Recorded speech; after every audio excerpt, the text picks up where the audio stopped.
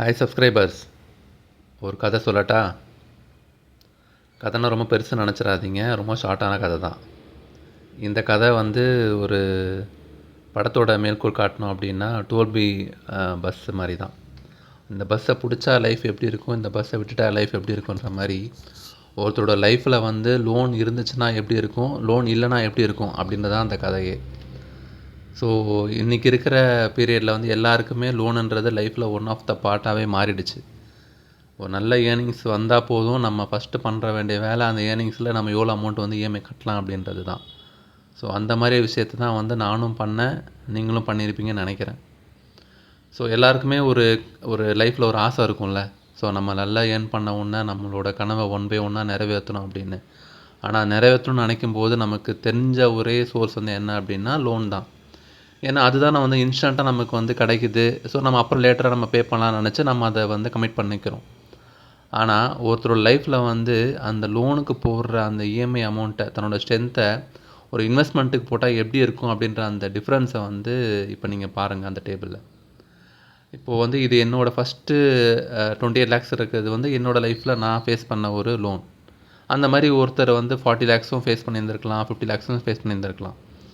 அந்த 28 lakhs லோனுக்கு 2011 பார்த்தீங்கன்னா மந்த்லி இஎம்ஐ 30,000. ஸோ 2011 2025 வரைக்கும் கிட்டத்தட்ட நான் ஒரு 30,000 மாதம் எடுத்து வைக்கணும் என்னோடய வீட்டு கடனுக்காக.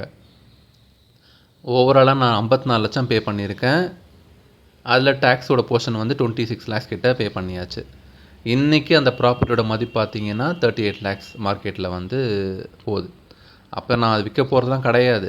ஆனாலுமே நான் போட்ட அந்த ஒரு உழைப்பு தெரியுமா, அந்த உழைப்புக்கு உண்டான அவுட்கம் இதில் டெஃபினட்டாக இல்லை.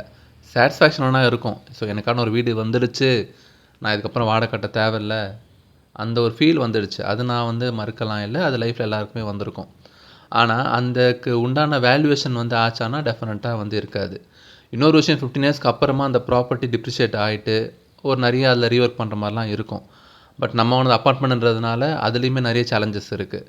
ஸோ மற்ற ஓனர்ஸ் எல்லாமே அதுக்கு ஓகே சொல்லணும், அவங்களும் அதுக்கு கான்ட்ரிபியூஷன் பண்ணணும். அதுக்கப்புறம் தான் நம்ம அதில் ரீஒர்க்லாம் பண்ணவே முடியும். இன்றைக்கி அதுவுமே நிறைய சேலஞ்சஸாக இருக்குது நிறைய அப்பார்ட்மெண்ட்டில். ஸோ இப்போ நான் எதுக்கு இந்த ஒரு எக்ஸ்ப்ளனேஷன் நான் டேபிளோட காமிச்சிருக்கேன்னா, இப்போ ஓவராலாக இப்போ நம்ம பே பண்ண 15 yearsோட ஜர்னியை நான் இன்வெஸ்ட்மெண்ட் பண்ணியிருந்தேன்னு வச்சுக்கோங்களேன். அதே பீரியடில் 54 lakhs நான் இன்வெஸ்ட் பண்ணியிருந்திருப்பேன். இன்றைக்கி அதோட மார்க்கெட் வேல்யூ 1.8 crores. ஸோ அதே மாதிரி தான் இஎம்ஐ அதிகமாக பே பண்ண அந்த 43,000 54,000 மக்கள்லாம் இருந்தாங்கன்னா அவங்க கிட்டத்தட்ட 78 லட்சம் பே பண்ணிவிட்டு இன்றைக்கி 3 கோடி வேல்யூஷனில் இருந்திருப்பாங்க. ஸோ அது எவ்வளோ பெரிய ஒரு டிஃப்ரென்ஸ் பாருங்கள். ஒரு 10% நான் இஎம்ஐ கட்டுற அந்த வட்டியை எனக்கு ஒரு 15%, 18%, ஒரு 12% கொடுக்குற இன்வெஸ்ட்மெண்ட்டு என்னோடய வேல்யூவேஷனை 3 மடங்கு அதிகமாகி கொடுத்துருக்கு ஆவரேஜாக பார்த்தாலே. ஸோ அப்போ நமக்கு என்ன தெரியுது, நம்ம ஸ்ட்ரென்த்தை எங்கே போட்டிருந்தோம் அப்படின்னா இன்றைக்கி அது எப்படி கன்வர்ஷன் ஆகிருக்கும் அப்படின்னு பார்க்கும்போது அது ஒரு பெரிய டிஃப்ரென்ஸ் தான். அதே போல் அந்த 1.8 crores வச்சு இன்றைக்கி நான் ஒரு இண்டிபெண்டன்ட் ஹவுஸே நான் வாங்கிட்டு ரிமைனிங் இருக்கிற அந்த ஒரு 80 lakhs, 1 கோடி ரூபாய்க்கு நான் ஒரு ப்ராப்பர்ட்டி வாங்கினா கூட 80 lakhsலன்னா என்னோடய லைஃப்பை நான் இன்னும் நிறைய விஷயங்கள் நான் என்ஜாய் பண்ணியிருந்துருக்கலாம். அந்த மாதிரி தான் ஒருத்தர் லைஃப்பில் நிறைய விஷயத்தை நம்ம சாக்ரிஃபைஸ் பண்ணி தான் இந்த இஎம்ஐ நம்ம கட்டியிருப்போம். ஸோ நிறைய ரிசெஷன் இருந்திருக்கும் இந்த காலகட்டத்தில், நிறைய நமக்கு ஒரு ப்ரெஷர் இருந்திருக்கும் ஜாபில். ஆனாலுமே நம்ம ட்ராவல் பண்ண ஒரே ரீசன் நம்மளோட லோன் ஸ்கிப் ஆகக்கூடாது, நம்ம லோனை கண்டிப்பாக கட்டியே ஆகணுன்ற ஒரு கமிட்மெண்ட்டை நம்மளாக ஏற்படுத்தினது தான். ஸோ அந்த மாதிரி ஒரு இன்வெஸ்ட்மெண்ட்டை நமக்கு அந்த ஸ்ட்ரெஸ்ஸே இருந்திருக்காது. ஆனால் அந்த ஸ்ட்ரெஸ்ஸை தாண்டி இன்றைக்கி அவுட்கம் வந்தது பார்த்திங்கன்னா இன்றைக்கி நம்மளோட வேல்யூவேஷனை வேறு மாதிரி இருந்திருக்கும். பட் நம்ம எல்லாருக்குமே ஒரு காமனான ஸ்டேட்மெண்ட் இருக்குல்ல, ஸோ ஏஜ் இருக்கிறதுக்குள்ளேயே நம்ம லோன் வாங்கணும் அப்படின்னு அந்த ஒரு ஸ்டேட்மெண்ட். இன்னொரு ஸ்டேட்மெண்ட் என்னென்னா டேக்ஸ் சேவர் நம்ம நினச்சிட்ருப்போம். ஸோ டேக்ஸ் சேவருக்குமே இப்போ ஒரு டேபிள் பாருங்கள். நம்ம நினைக்கிற மாதிரி டேக்ஸ் சேவர்ன்றது ஒரு பெரிய வகையில் நம்ம சேவ் பண்ணிட்டோம் அப்படின்னா ஒன்றுமே இல்லை. நம்ம மேக்ஸிமம் நம்ம லோன் எடுத்ததுக்கப்புறம் நம்ம எல்லாருமே 20% டேக்ஸ் ப்ராக்கெட்டில் தான் நம்ம இருந்தோம்னு வச்சுக்கோங்க. ஓல்டு ரெஜிம் படி பார்த்தீங்கன்னா அப்போ நம்ம 40,000 சேவ் பண்ணியிருப்போம் நம்ம ஒரு ஹோம் லோன் போயிருந்தும் போது. ஏன்னா நம்ம அதிகபட்சமாக நம்ம 2 லட்சம் நான் காட்ட முடியும் எவ்வளோ மணி இன்ட்ரெஸ்ட்டாக நான் பே பண்ணியிருக்கிறத. அதுக்கு மேற்பட்டு வர அமௌண்ட்டை கன்சிடரேஷன் ஸ்டார்டிங்லாம் பண்ணதே கிடையாது. அப்போ கிட்டத்தட்ட ஒரு ஃபஸ்ட்டு வருஷம் 2011 பார்த்தீங்கன்னா ஒரு இன்ட்ரெஸ்ட் போர்ஷன் மட்டுமே நான் 2.76 lakhs பே பண்ணியிருந்தேன்னு வச்சுக்கோங்களேன்.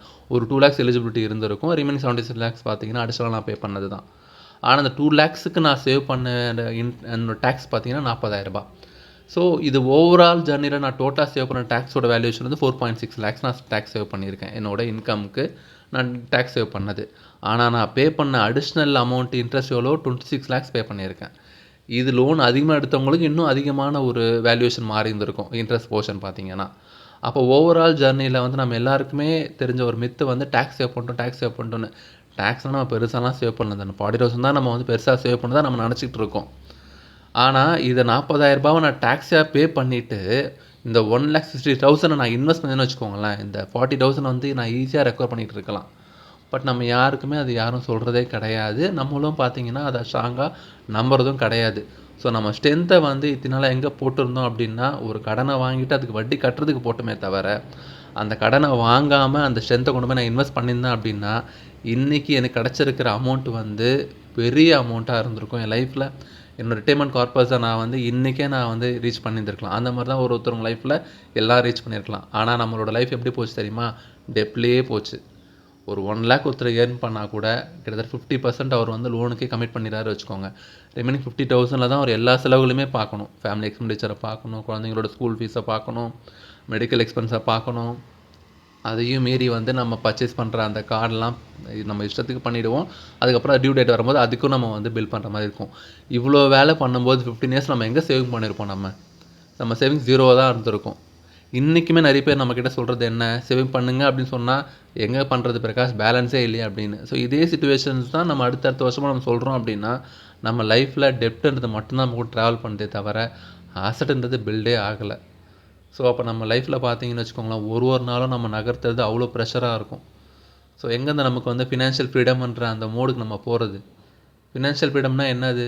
ஒரு கடன் இல்லாத வாழ்க்கை, ஒரு பீஸ்ஃபுல்லான லைஃப் வந்து நம்ம லீட் பண்ணுறது, ஃபேமிலியோட நல்ல ஒரு வெக்கேஷன் போகிறது, ஒரு ரிசார்ட்டில் ஸ்டே பண்ணுறது, ஒரு லைஃப் ஒரு உதாரணத்துக்கு ஒரு 55 இயர்ஸ்க்கு அப்புறம் பார்த்தீங்கன்னு வச்சுக்கோங்களேன், ஒரு பெரிய ரிலாக்ஸேஷனாக இருந்துட்டு நம்ம இத்தனை வருஷம் உழைப்பு போட்டதுக்கு நமக்கும் சரி, நம்ம கூட இருந்த டிபெண்டனுக்கும் சரி, நம்ம கூட இருந்த குழந்தைங்களுக்கும் சரி, ஒரு ஒரு ஒரு வேறு உலகத்தை நம்ம யாரும் காட்டினதே இல்லை. ஏன்னா நமக்கு தெரிஞ்ச ஒரே உலகம் கடன் மட்டும்தான்.